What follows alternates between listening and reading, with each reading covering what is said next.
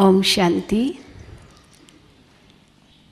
तो बहुत सारे प्रश्न आपके हमें मिले हैं। ओके, हेडफोन्स ओके या बहुत सारे प्रश्न आपके मिले हैं। तो दादी जी से मैंने पूछा, दादी आप थोड़ा क्लास कराएंगे फिर मैं प्रश्न पूछूं? तो दादी कहती नहीं, सीधा प्रश्न शुरू करो। तो मैं प्रश्नों से ही शुरू करते हैं। दादी, ये प्रश्न किसी ने पूछा है कि दादी आप बाबा को याद करते हैं और आप बाबा से सूक्ष्म वतन में भी मिलते हैं, तो बाबा की याद और बाबा से सूक्ष्म वतन में मिलना, इसमें कुछ अंतर है या क्या है? यानी क्या अंतर है? ये पहला प्रश्न है। बाबा से मिलने वतन में और याद में फ़र्क है। क्यों? वतन में जब हम मिलते हैं तो बाबा के वरदान ट्रांस द्वारा मिलन होता है, या बाबा हमको संदेश देता है सभी के प्रति।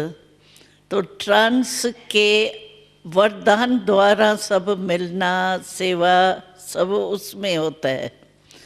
और याद करना बाबा को, वो योग है। तो योग हमारे इस ब्राह्मण जीवन का पुरुषार्थ है, जिस पुरुषार्थ के अनुसार ही हमको बल भी मिलता है, फल भी मिलता है, या पद भी जो मिलेगा वो इस समय ब्राह्मण जीवन के पुरुषार्थ से मिलेगा।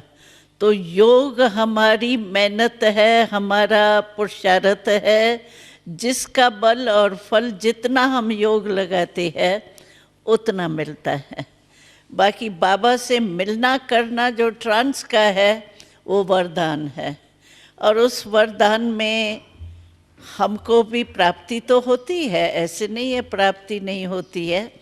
प्राप्ति ये होती है कि डायरेक्ट बाबा से जो वरदान मिलते हैं सभी के प्रति, मानो कोई भी बच्चों के प्रति बाबा डायरेक्शन देता है, तो वो डायरेक्शन पहले तो मैं सुनती हूँ, पीछे यहाँ सुनाती हूँ, तो उसका बल भी मिलता है।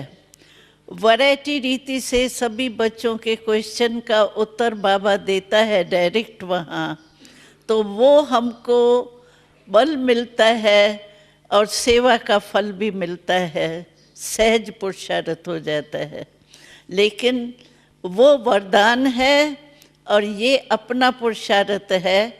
उस पुरुषार्थ के अनुसार हम भविष्य भी बना रहे हैं और भविष्य के साथ वर्तमान पहले बन रहा है। तो समझा आपने कि योग का अलग अनुभव है और बाबा से मिलने का अलग अनुभव है। दादी, किसी ने पूछा है कि बाप दादा आपके तन में आते हैं तो आपको उस समय क्या फीलिंग होती है? शुरू से ही जब बाबा का आना शुरू हुआ तो बाबा, साकार बाबा के संस्कार होने के बाद हम तो वैसे ही भोग लगाने बैठे हैं, क्योंकि हमारे ब्राह्मण परिवार का ये नियम है कि जो भी शरीर छोड़ता है उनको 13 दिन उसका भोग लगता है। पहले दिन ज़रूर लगता है, जब शरीर का संस्कार हो जाता है तो सभी तैयार होकर पहले भोग लगाते हैं।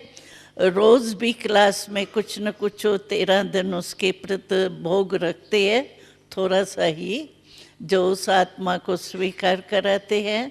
तो बाबा के संस्कार के बाद हम भोग लगाने के लिए बैठी थी, लेकिन बाबा को आना है ये मुझे भी पता नहीं था, और बाबा का पाठ चलना है ये भी पता नहीं था।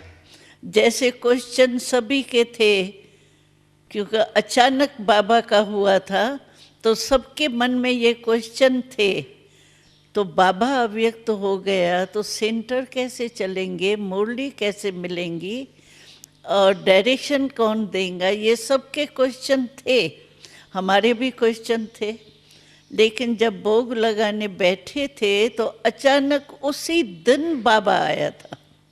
ये जो पाठ हमारा शुरू हुआ उसी दिन बाबा अचानक आया था, और उसी दिन ही मैं समझती हूँ सारे क्वेश्चंस का उत्तर दिया था। तो सभी के मन में जो दुविधाएं थी ना, क्या होगा कैसे होगा, तो वो बाबा ने सभी उत्तर देने थे, क्योंकि बच्चों के क्वेश्चन चलेंगे तो थे तो ऐसे ही ना, क्या क्यों, इसीलिए बाबा ने फौरन ही स्टॉप करने के लिए आए थे। तो पहले दिन से हमें ये अनुभव है कि जितना समय बाबा हमारे बॉडी में, शरीर में आते हैं, यूज़ करते हैं हमारी बॉडी, उतना समय मेरे को कुछ पता नहीं होता है। आत्मा तो मेरी यहाँ ही होती है शरीर में, क्योंकि आत्मा अगर 4-4 घंटा निकल जाए तो प्रवेश होना मुश्किल है। इसीलिए होती तो आत्मा हमारी इसी शरीर में ही है, लेकिन हमारा कॉन्शियसनेस, मैं गुलजार हूँ, ये कॉन्शियसनेस जो है वो मर्ज होती है। जैसे रेडियो होता है ना, रेडियो में या टीवी में आप जो भी आपको लाइन, क्या कहते हैं इसको, टीवी में क्या करते हैं, चैनल, हाँ, चैनल जो भी आप खोलो उसका आपको आवाज़ आएगा। बाकी चल तो सभी चैनल रहे हैं ना उस समय, ऐसे नहीं है बंद होते हैं, लेकिन स्विच हमारा बंद होता है। इसीलिए चैनल चलते हुए जिसका हम स्विच खोलते हैं वही हमको सुनाई देता है, देखने में आता है। इसी रीति से हमारे को बाबा जो सभा में होता है, मिलते हैं, आते हैं, जो भी होता है, इसका कॉन्शियसनेस हमारा बंद होता है। लेकिन मेरी क्या स्टेज होती है, इतना समय मैं अपने को बिल्कुल ऐसी मीठी साइलेंस में अनुभव करती हूँ। बहुत अच्छा अनुभव होता है उतना समय, एकदम जैसे डेड साइलेंस नहीं, स्वीट साइलेंस, एकदम जैसे बाबा के लव में लीन हूँ या बीज रूप हूँ, वो भी कुछ नहीं होता है, लेकिन एकदम स्वीट साइलेंस के स्टेज में जैसे मैं मग्न रहती हूँ। इसीलिए मुझे लौट के आने में थकावट नहीं लगती है, क्योंकि मैं तो बहुत अच्छी स्टेज से लौटती हूँ।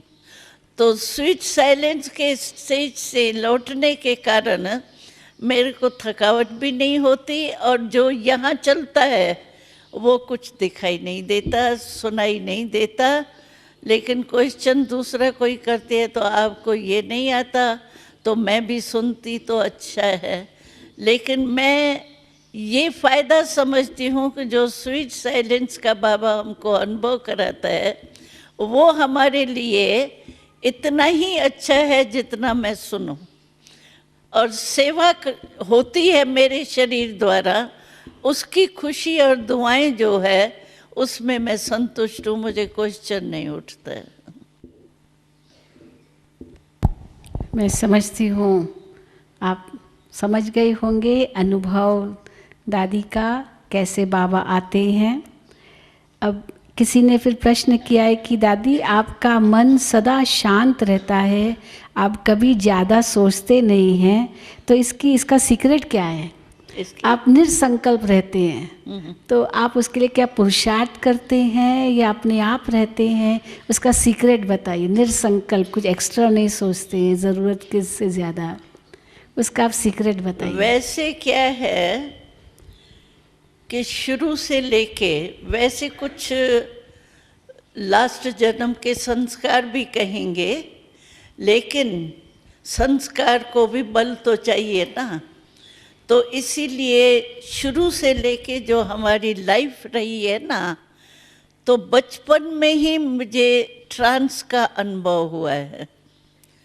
तो ट्रांस में जो है वो आपको मालूम ही है कि इस दुनिया या संकल्प वंकल्प जो भी होती है मन बुद्धि का, स्मृति तो रहती नहीं है, ट्रांस में तो खो जाते हैं ना। तो मैं समझती हूँ ये मेरे को जो बचपन से, क्योंकि पाकिस्तान से लेके सूक्ष्म वतन का जो पार्ट है, पहले सूक्ष्म वतन का साक्षात्कार नहीं होता था, सिर्फ वैकुंठ का होता था। डांस है, सतयुग में जन्म कैसे होगा, शादियाँ कैसे होंगी, ये मतलब ये बहुत देखते थे सतयुग का। ये सूक्ष्म वतन मूल वतन की स्पष्टीकरण नहीं थी। ड्रामा में तो थी लेकिन हम लोगों के बीच में नहीं थी। तो जब हम पाकिस्तान में थे तब से हमारा ट्रांस का पार्ट चला है। ट्रांस का पार्ट होने के कारण बाबा के भवन अलग होता था, क्योंकि वहाँ थोड़ा बैन भी लगा था ओम मंडली के कारण, थोड़ा हंगामा भी था, एंटी ओम मंडली भी थी, तो गवर्नमेंट के द्वारा बैन था। तो बैन में क्या था, जो बाबा बहनों माताओं के साथ नहीं रह सकता, बहनों के साथ नहीं रह सकता, भाई बाबा के साथ रह सकते थे लेकिन बहनें नहीं रह सकती थी। तो हम बहनें रहती थी मम्मा के साथ, एक बड़ा महल के माफिक था, बड़ा मकान कुंज भवन, वहाँ हम मम्मा के साथ रहते थे, और बाबा का परिवार और कुछ भाई वो बाबा भवन में रहते थे। वो क्लिफ्टन सागर के किनारे में बाबा का मकान था, बहुत साइलेंस में। तो हमारा ट्रांस का पार्ट जब सूक्ष्म वतन का शुरू हुआ तो बाबा ने देखा कि ये नई बात शुरू हो रही है।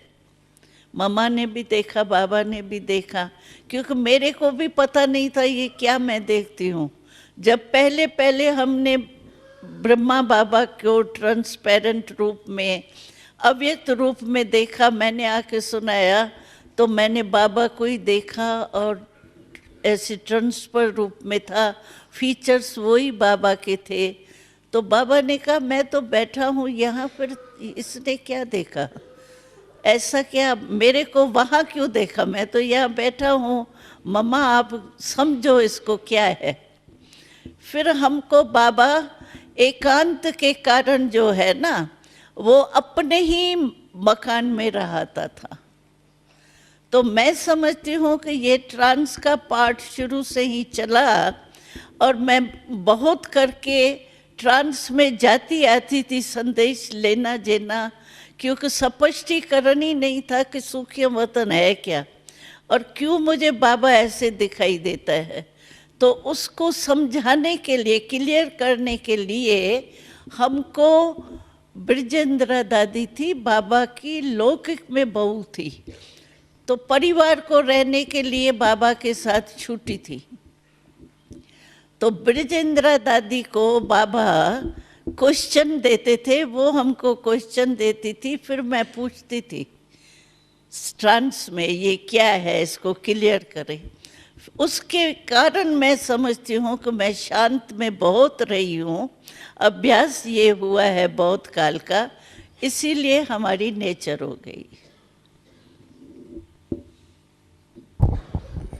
तो प्रश्न का उत्तर मिल गया कि कैसे आपका ये सीक्रेट क्या है जो मन आपका शांत रहता है। फिर दादी किसी ने पूछा है कि ब्रह्मा बाबा के अव्यक्त होने के कितने समय के बाद ये निश्चित किया गया कि आप बाबा के रथ बनेंगे। वो जब पहले बाबा आया ना, पहले तो क्वेश्चन के उत्तर ही दिए हैं मेरे ध्यान में अभी भी। वो मुरली जो आप पढ़ेंगे तो उसमें पहले तो वारी जब आया बाबा, तो सबको खुश करने के लिए कोई न कोई ऐसी बात बाबा ने कही, जैसे दादियाँ हैं या जो मुख्य भाई, उनको ऐसी बात कही जिससे उनको भास ना आवे कि बाबा आया हुआ है। समझो साकार में जो बाबा ने उनको कुछ कहा होगा ना, तो पहले ही मिलने में बाबा ने उनको ऐसी कोई बातें बताई, कही, समझो मुलाकात करता है तो जो बाबा उनको विशेष वो टाइटल दे के बोलता है, उसी ही रूप से बाबा ने उनसे मुलाकात की। तो सभी के अंदर ये वायुमंडल हो गया, बाबा आया, बाबा आया, बाबा आया। नहीं तो नई बात थी ना, बाबा कहाँ से आएगा, चला गया। तो इसीलिए बाबा ने पहले मुरली में तो क्वेश्चंस के उत्तर दिए हैं, लेकिन डायरेक्शन दिया था। तो ये बाबा मिलता रहेगा, बाबा आता रहेगा। और बाबा फिर दूसरे तीसरे बारी भी आया, तो उसमें बाबा ने दादी और दीदी को मुकर्रर किया, निश्चित किया सभी सभा के आगे। तो ये आप के निमित्त बनेंगी। और संदेशी का पाठ जो है वो एक ही रथ द्वारा चलेगा। बाबा ने अनाउंस किया था, बस 1-2 मुरली के बाद ही किया था।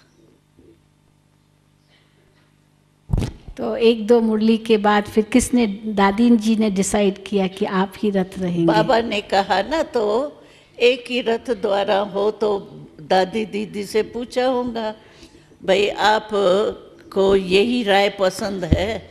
तो उन्होंने कहा एक ही हो तो ठीक है। तो बस वो चल पड़ा। तो उसी अनुसार से बाप दादा का रथ गुलजार दादी का मुकर्रर किया गया।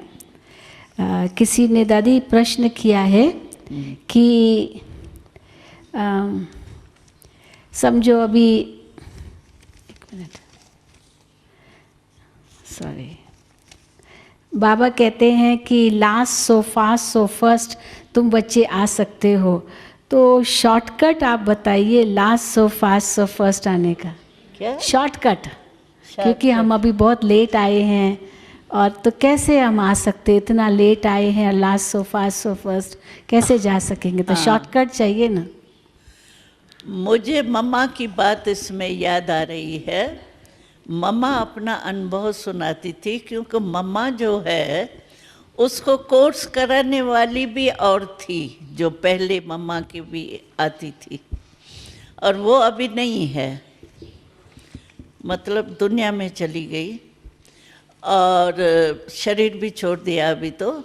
लेकिन मम्मा से सभी पूछते थे कि मम्मा, क्योंकि दीदी दादी, ये निर्मल शांता, बिरजेंद्रा दादी, ये सब बड़े थे, मम्मा के साथ समान थे। दादियाँ हैं, चंद्रमणि दादी, ये मम्मा के जैसी थी और वो बड़ी थी। तो मम्मा से सब क्वेश्चन करते थे कि मम्मा आप मम्मा कैसे बन गई, आपकी क्या विशेषता है? तो मम्मा 2 शब्दों में उत्तर देती थी।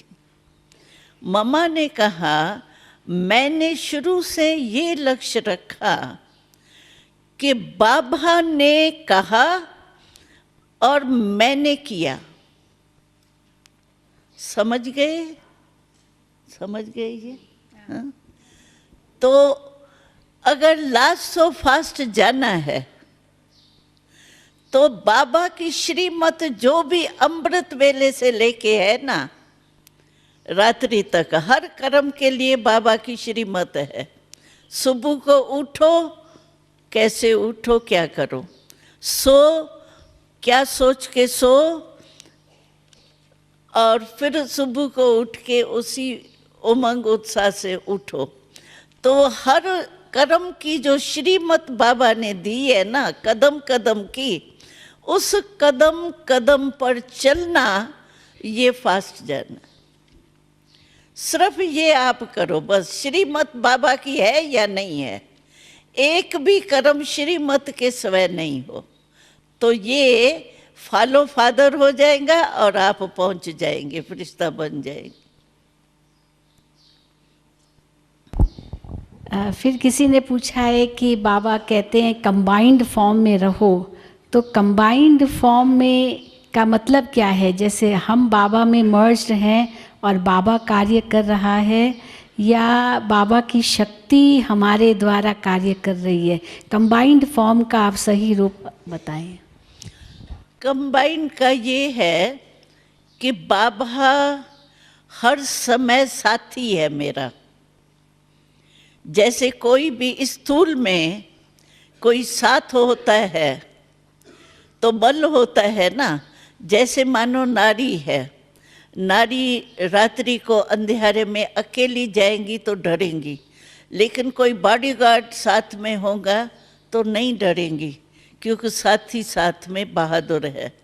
इसी रीति से बाबा का साथ कंबाइंड माना बाबा सदा मेरे साथ है, साथी है। हर कदम में बाबा मेरे साथी है, साथ है। तो उससे क्या होता है, हर कदम में अगर मेरी कोई कमजोरी है तो मैं बाबा की शक्ति, साथी का, जैसे कमजोर कोई होता है तो लाठी का या कोई साथ लेके चलने वाले का हाथ पकड़ के होशियारी से चल पड़ता है ना, ऐसे बाबा हमारे साथी है तो साथ है। इसके कारण सर्व शक्तियाँ हमारे जैसे साथ है। तो जिस समय मेरी कोई भी कमजोरी होती है तो मैं बाबा सर्वशक्तिवान के शक्ति का साथ लेके आगे बढ़ सकती हूँ। ये फायदा है। बिल्कुल ऐसे अनुभव होता है साथ का, जैसे कोई स्थूल में दो जनी रहती है ना। समझो मेरे को कोई काम मिला स्थूल, हमको खाना बनाना है, मानो अभी खाना बनाना है, ज़्यादा खाना बनाना है। मेरे साथ जो साथी होंगी तो आप भले हेड बनो, लेकिन कोई भी काम होगा तो आप साथी को साथ लेंगे ना। ऐसे ही बाबा सूक्ष्म है, बिंदी रूप में है, लेकिन साथी का मतलब, कंबाइंड का मतलब ये है कि बिल्कुल जैसे साकार में कोई साथी का साथ फौरन याद आता है और लिया जाता है, ऐसे बाबा कहता है मैं, आप कहेंगे कंबाइंड बाबा है तो मैं मददगार बनूंगा, शक्ति दूंगा। इस रीति से कंबाइंड का अनुभव कर सकते। और बाबा कहता है कि इतना इजी कनेक्शन होना चाहिए बाबा से, कंबाइंड की फीलिंग ये होनी चाहिए जैसे कोई भी संकल्प मेरा चलता है, मैं समझती हूँ कि मेरे दिल में ये चल रहा है ना, फौरन ही मैं बाहर निकालूंगी, कोई साथी साथ होगा तो। ऐसे नज़दीक का संबंध हो, कोई भी बात हो, कोई काम मेरा नहीं हो रहा है तो हम कहेंगे ना साथी की याद आएंगी ना। ऐसे बाबा से इजी संबंध हो सकता है। कंबाइंड का अर्थ ही ये है कि समय पर साथ का अनुभव करना, लेना और फिर अपने को शक्ति भरना। तो इस रीति से बाबा का साथ हो सकता है। फिर दादी, किसी ने पूछा है कि वैसे जब भी हम कोई दुनिया में प्लानिंग करते हैं, 20 साल की प्लानिंग, 50 साल की प्लानिंग, या चलो 5 साल की प्लानिंग, 10 साल की प्लानिंग, अब बीकेज के लिए तो हम जानते हैं कि कॉन्फ्लुएंस एज, ये संगम युग बहुत छोटा है। बाबा बार बार यही कहते रहते हैं कि समय बहुत कम है। तो हम बीके के नाते हम किस प्रकार से प्लानिंग करें भविष्य की? नहीं, ये भले 25 वर्ष का हम करते हैं, कोई हर्जा नहीं। क्यों? 25 वर्ष का अगर हम कोई प्लान बनाते हैं तो इतनी बेहद की बुद्धि हमारी लास्ट आत्माओं, इतनी आत्माओं के तरफ हमारी नज़र जाती है। तो इसीलिए भले विनाश हो जाएगा तो भी अगर हमारा 25 वर्ष का प्लान है तो हमको वो प्लान जो है वो मनसा द्वारा हम आत्माओं को देंगे। हमारा लांग दृष्टि गई ना, ऊंची दृष्टि, दूर तक दृष्टि गई ना, तो भले विनाश भी हो जाएगा ना तो भी हमको होगा कि हमको इन आत्माओं को मनसा द्वारा भी संदेश जरूर देना है, कुछ न कुछ वो बाबा कहते हैं ना भाई, महादानी बन के कुछ न कुछ उसको देना ही है। वो मनसा से देंगे, वाणी से नहीं दे सकेंगे, तो मनसा से फटाफट वो सेवा करेंगे। हमारे 25 वर्ष का प्लान पूरा ज़रूर होगा, इसीलिए कोई हर्जा नहीं है। आप वाणी से नहीं कर सकेंगे तो मनसा से करेंगे, भले बना, इसमें कोई हर्जा नहीं है। फिर किसी ने पूछा है कि को सुख लो, इन सुख कोई लिमिट तक हम इसने में भी सुख दिया ही है ना, दुख तो नहीं दिए ना। नहीं, इसका भाव हो कि समझो वो स्वार्थ है, वो कहेगा हमको मिले मिले, हम दे रहे दे, तुम जब इसको सुख दे रहे, वो तो सुख देने की भी लिमिट है, होती है ना। कहाँ सुख देने का अर्थ क्या है? सेल्वेशन देना तो बाबा नहीं कह रहा है ना, सुख देने को कह रहा है ना। तो सुख देने का मतलब है शुभ भावना रखना, शुभ कामना रखना।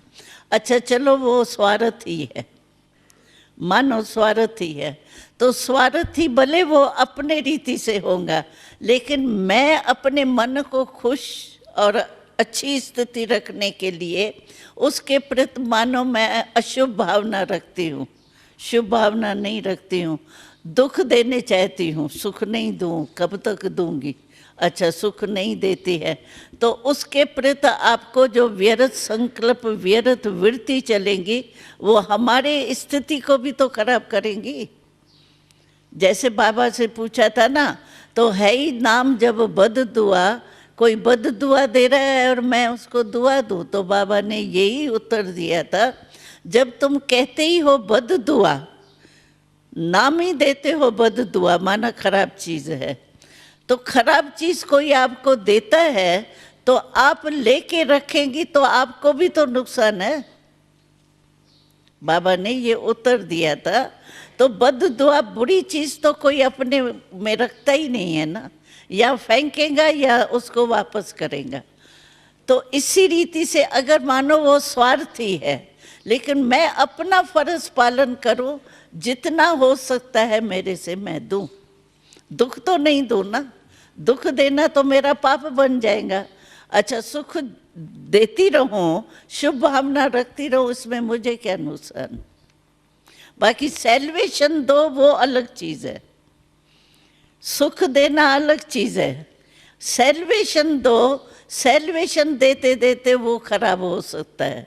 समझो कोई को बहुत चाहिए मेरा नाम हो, मेरे को पीछे क्यों करती है, मेरे को भी आगे रखे, तो ये हो गया ना जैसे स्वार्थ, ये बॉडी कॉन्शियस का सेल्वेशन चाहिए, नाम का, मान का, वो आप नहीं दो, लेकिन शुभ भावना तो दे सकते हैं। शुभ भावना देने के लिए बाबा कहता है कि आप शुभ भावना द्वारा सुख दो, दुख नहीं दो। फिर किसी ने पूछा है कि एडवांस पार्टी आजकल क्या कर रही है? मम्मा कहाँ है, मनमोहिनी दीदी कहाँ है, और एडवांस पार्टी की आत्माओं की मानसिक स्थिति कैसी है? थोड़ा एडवांस पार्टी के बारे में दादी बताएंगे। बाबा ने आपको क्या कहा? जन्म कहाँ है वो तो बाबा ने बताया नहीं है। बाबा ने नहीं बताया तो कोई भी नहीं बता सकते, मैं तो नहीं बता सकती।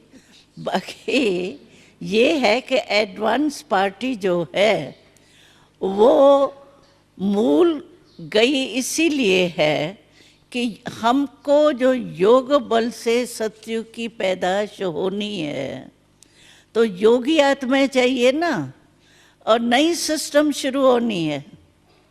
योग बल से जन्म कौन दे सकता है? जो योगी होगा।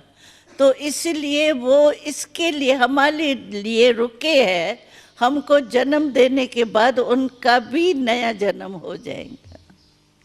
इसी के कारण इस काम के लिए रुके हुए। मानसिक स्थिति बहुत अच्छी, जैसे मानो छोटे बच्चे हैं या बड़े हैं तो ऐसे ही घरों में रहते हैं जो वो उन्हों को साक्षात देवी और देवताओं के रूप में उन्हों को, माँ बाप को, संबंधियों को अनुभव होता है। वैसे सूरत नहीं है देवताओं की जैसे मंदिरों में है, लेकिन जो भी एडवांस पार्टी में विशेष आत्माएं गए हैं उन्हों की स्थिति इतनी दिव्य गुण और ज्ञान के बल वाली है, इमर्ज नहीं है ज्ञान, इमर्ज नहीं है मधुबन से हम आए हैं एडवांस पार्टी में, परंतु उन्हों की जो अंदर की पुरुषार्थ की स्थिति है वो अभी तक भी उन्हों की है, दिव्य गुणधारी। और ऐसे जैसे एकदम नैन भी उनके जैसे देवताओं जैसे, मुख में जैसे मुस्कुराहट होती है, जो बाबा कहते हैं वो प्रैक्टिकल लाइफ है उन्हों की, जो संबंधियों को, मित्र संबंधियों को, साथियों को फीलिंग अच्छी है उन्हों की, कि हमारे को जैसे भगवान ने एक दिव्य विभूति भेजी है, ऐसी फीलिंग है उनके संबंधियों की। और जो जिसके भी कनेक्शन में आते हैं तो जैसे नहीं कोई में विशेषता होती है, बड़े हो गए, कोई भी कारोबार में जैसे कोई का नहीं दिखाई देता है, तो इसका दिमाग बहुत अच्छा है, इसकी जजमेंट बहुत अच्छी है, इसकी राय बहुत अच्छी है। इसी रीति से सब वहाँ जो भी एडवांस पार्टी वाले गए हैं उन्हों द्वारा लोगों को ये फीलिंग आती है, और वो ऐसे ही माँ बाप संबंधी समझते हैं जैसे देवता हमारे घर में आ गए। फिर दादी किसी ने पूछा है कि खास करके अभी ये इतने नेचुरल कैलामिटीज़ हो रहे हैं, कल रात को भी इतना बड़ा भूकंप आया है, कहते 2-3 हज़ार तो मर गए होंगे इंडोनेशिया में। तो ऐसे जो नेचुरल डिज़ास्टर्स आते हैं, प्राकृतिक आपदाएं आती है और उसमें एक साथ कितने मरते हैं, तो क्या हम उनको हम किस प्रकार का सहयोग दे सकते हैं, उनको हम कैसे शांति दे सकते हैं, यानी किस रूप से मदद कर सकते हैं उन आत्माओं की? वो तो योग से ही कर सकते हैं। योग बल हमारा इतना होना चाहिए, क्योंकि हम कोई एक आत्मा को सामने रख कर के सकाश नहीं देते हैं। बाबा जो कहते हैं आप सेवा करो, मनसा सेवा करो, तो हम एक आत्मा के सामने शिकल रख करके तो नहीं करते हैं ना, विश्व की सेवा करते हैं तो आत्माओं को ही सामने रखते हैं। इसी रीति से हम योग द्वारा सुख, हमारे में सुख की जमा होगा स्टॉक, तो हम दूसरे को योग बल द्वारा, सकाश द्वारा, वाइब्रेशन द्वारा वो दे सकते हैं। तो योग द्वारा ही, शुभ भावना, शुभ कामना द्वारा ही उन आत्माओं को, फेस हमारे को नहीं है लेकिन है तो हमारे भाई ना, हमारी बहनें ना, एक ही बाप के बच्चे हैं, उस ब्रदरहुड के रूप से हम अपने सकाश द्वारा शुभ भावना, शुभ कामना या शांति की शक्ति, सुख की शक्ति, प्रेम की, परमात्म प्रेम, उसकी शक्ति दे सकते। तो इसी के साथ प्रश्न है कि सूक्ष्म शरीर द्वारा हम कैसे सूक्ष्म सेवा कर सकते हैं? हम भी सूक्ष्म शरीर से सेवा करेंगे, कैसे करेंगे? सूक्ष्म शरीर आत्मा संकल्प द्वारा ही सेवा कर सकती है। सूक्ष्म शरीर तो यानी मैं फरिश्ता हूँ उस रूप से कर सकते हो, बाकी सूक्ष्म वतन का सूक्ष्म शरीर धारण करके मैं जा रही हूँ, ये तो टेम्पररी होगा। लेकिन आत्मा संकल्प शक्ति द्वारा, शुभ भावना भी सूक्ष्म संकल्प की शक्ति है, शुभ कामना भी सूक्ष्म शक्ति की है। तो शक्ति रूप में मैं फरिश्ते रूप में स्थिति में स्थित होके फरिश्ता माना, मेरे बॉडी कॉन्शियसनेस की स्मृति नहीं हो। बाबा ने नहीं कहा था फरिश्ता माना जिसका जो पुरानी दुनिया है उससे कोई रिश्ता नहीं, अपने पुरानी दुनिया के बॉडी कॉन्शियसनेस से भी रिश्ता अलग आत्मा रूप में स्थित होवे, और आत्मा संकल्प द्वारा उन आत्माओं की सेवा कर सकती। स्टेज फरिश्ते के स्थिति द्वारा सेवा कर। एक प्रश्न, जब बाबा कहते हैं बेहद का वैराग्य रखो, बेहद की वैराग्य वृत्ति तो ये बेहद की वैराग्य वृत्ति थोड़ा स्पष्ट करेंगे दादी? बेहद की वैराग वृत्ति माना किसी के तरफ, आत्मा के तरफ, पदार्थ के तरफ अटैचमेंट नहीं हो, आसक्ति नहीं हो। एकदम जैसे यूज भी करते हैं, जैसे दवाई ज़रूरी समझ करके यूज़ करती है, दवाई में कभी लगाव नहीं लगेगा। मजबूरी से ज़रूरी समझ के, आवश्यक समझ करके लेते हैं।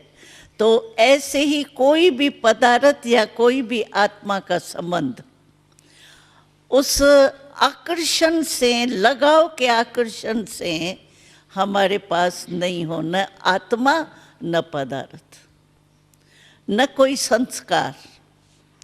कोई संस्कार से भी समझो हमारी नेचर है, हम कह देते हैं मैं चाहती नहीं हूँ लेकिन मेरी नेचर आप ही काम कर लेती है, क्या करूँ। लेकिन नेचर है तो पुरानी ना, और पुरानी नेचर जब हम कहते हैं हम मरजीवा बन गए, ब्राह्मण बन गए, तो शूद्रपन के संस्कार भी तो मर गए या संस्कार बच गए और मैं ब्राह्मण शूद्र से ब्राह्मण बन गई? तो संस्कार भी तो मर गए ना पुराने। तो इसीलिए कोई भी पुराने संस्कार अपने पदार्थ की आकर्षण, संबंध की आकर्षण, आत्माओं के कनेक्शन की, आधार की, ये कोई भी आकर्षण नहीं हो। मैं आत्मा हूँ और बाबा ही मेरा संसार है, बाबा ही मेरा पदार्थ देने वाला है, बाबा ही सर्व संबंधी है। एक ही के उसमें रहें, इसको कहते हैं बेहद का वैराग। कोई भी लगाव नहीं हो, वैराग माना कहाँ लगाव नहीं। सेवा में भी नहीं, मेरा जिज्ञासु, मेरा सेंटर, मेरे जिज्ञासु की मदोगरी, ये भी रंग है, क्योंकि मेरा तो है ही नहीं ना, बाबा का है ना।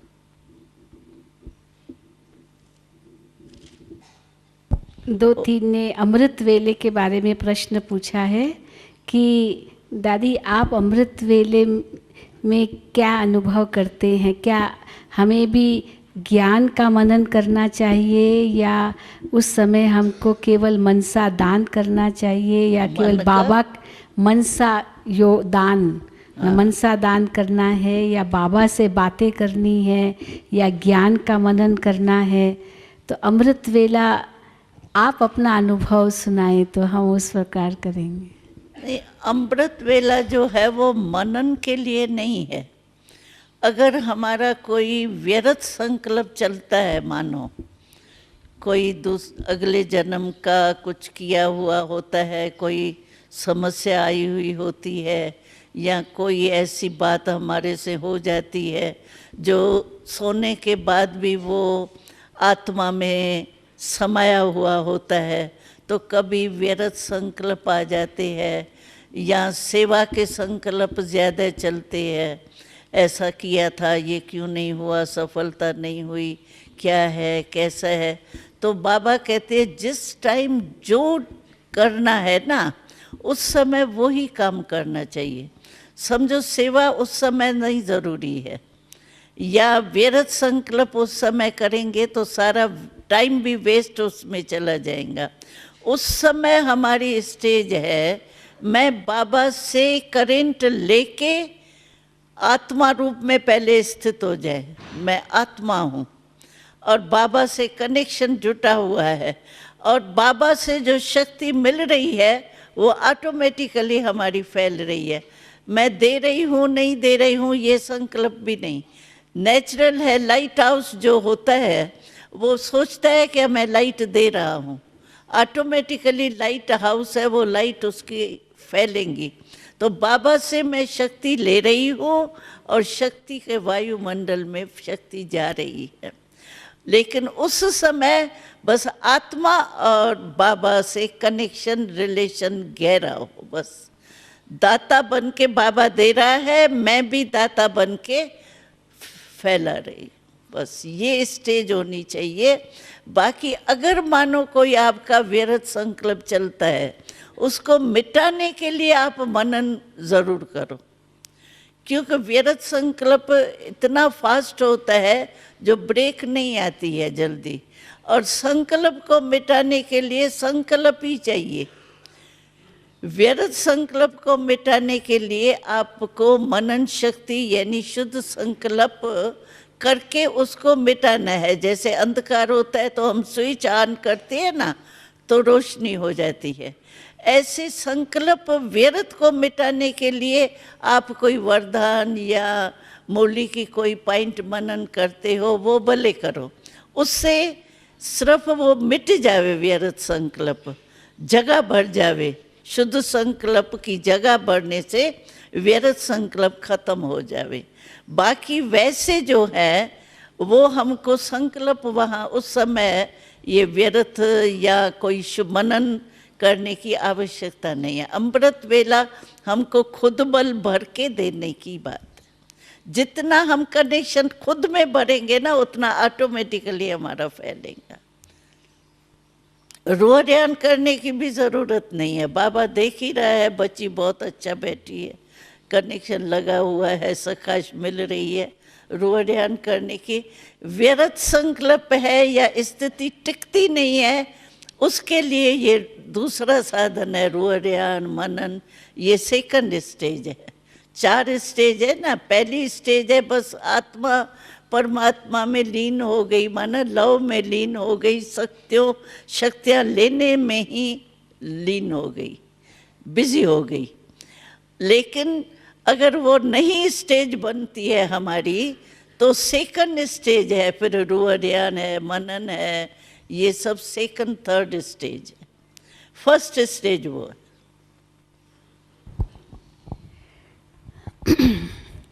वैसे तो सभी प्रश्न आ ही गए, टाइम भी हुआ हाँ है। पूरा हो रहा है। एक प्रश्न है, सतयुग में हंसी का प्रश्न है कि वहाँ पर गैया बहुत होगी तो क्या दूध पीते हैं देवी देवताएं? दूध पीते हैं देवताएं? दूध पीते हैं? दूध पीते हैं देवताएं? हाँ, वहाँ तो फल ही ऐसे होते हैं जो जैसे नारियल का पानी है ना, तो नारियल में जूस है ही, ऐसे वहाँ ये एक नारियल फल का मिसाल मैं देती हूँ। ऐसे वहाँ फल है, समझो आपको खट्टा पीना है तो वहाँ ऐसे फल है, आप फल को ऐसे करो, आपको जूस गिलास बन के जूस मुख में जाएंगे। और दूध? हाँ? दूध तो गऊ देंगे ना। नहीं पीते हैं दूध? हाँ, दूध। यहाँ पर तो कलयुग में कहते हैं दूध नहीं पीना चाहिए। तो वो तो गऊ खराब खाती है ना। गऊ जो है दूध देने वाली, वही पता नहीं क्या कचरा खाती रहती है ना, इसलिए उसमें वो जर्म्स हो जाते हैं, इसीलिए मना करते हैं। और आज की शक्ति में गैस होती है, किसको दूध से गैस होगी, किसको भारीपन होगा, वहाँ ये तो है ही नहीं ना। तो देवताएं दूध पीते हैं ना? दूध पीते हैं, दूध की नदियाँ हैं वहाँ। यानी इतना है जो जैसे नदियाँ बहती है। तो वहाँ पर पकवान भी खाते होंगे, तली हुई चीजें ये खाते हैं? तली हुई चीज नहीं है, बेकिंग का है, बेक की हुई चीज है। और वहाँ सोलर सिस्टम है, ये नहीं है लाइट, ये क्या आग को जलाने तो की भोजन पकाते हैं वहाँ? बेक करते हैं। अच्छा, घी तेल नहीं यूज करेंगे? घी तेल नहीं यूज करेंगे? नहीं, घी तेल नहीं है। बटर तो होगा ना, बटर चीज है। और मक्खन दूध ये चीज यूज मक्खन दूध घी तो होगा ना? हाँ, घी हाँ। तो बनाते तो होंगे भोजन। लेकिन वहाँ ये चिकना बिकनापन इतना है नहीं। बेक किया हुआ और सोलर सिस्टम है। तो सब कुछ पौष्टिक, सब कुछ नरिशिंग, भोजन बहुत स्वादिष्ट भी तो होगा, बनेगा। वो तो सतोगुणी प्रकृति होंगी ना, पृथ्वी भी सत्तो प्रधान होंगी, तो उससे फल फूल जो भी निकलेगा अनाज, वो क्या होगा? नेचुरल होगा ना, 1 नंबर होगा, 1। पहले जन्म में बाबा ने कहा था लक्ष्य रखो, अगर कोटों में कोई बनना है तो 1 1 1 1 होना चाहिए। 1 जन्म, 1 डेट, 1 संवत, और फिर प्रकृति भी सतो प्रधान 1 नंबर, सब 1 1 होना चाहिए। चलो 1 1 1 1 ओके, हाँ। Thank you thank you.